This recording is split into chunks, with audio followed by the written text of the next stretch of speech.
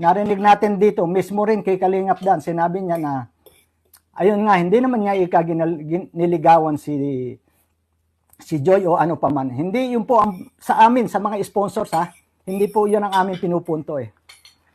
Madaling sabihin na tapos na.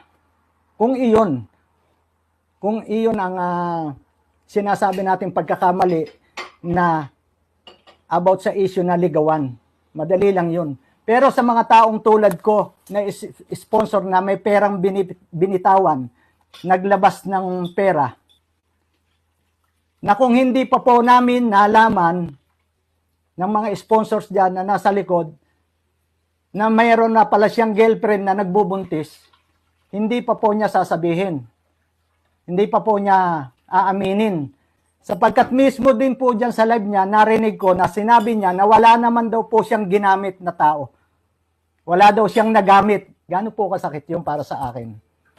Ako po bilang isang sponsors, nagtiwala po ako sa kanya. Noon po nga, sabi ko sa inyo, kay Kuya Bal po ako ang aking tulong kay Kuya Bal, kay Kalingap Rab minsan, dahil gusto ko yung totoong tao. Yung walang itinatago sa akin. Kung sinabi po niya roon na wala naman siya ikang nagamit, wala siyang ginamit na tao, bakit hindi pa po noon niya sinabi sa amin na kami naglalabas ng pera para sumuporta sa kanya? Bakit hindi pa po noon pa sinabi?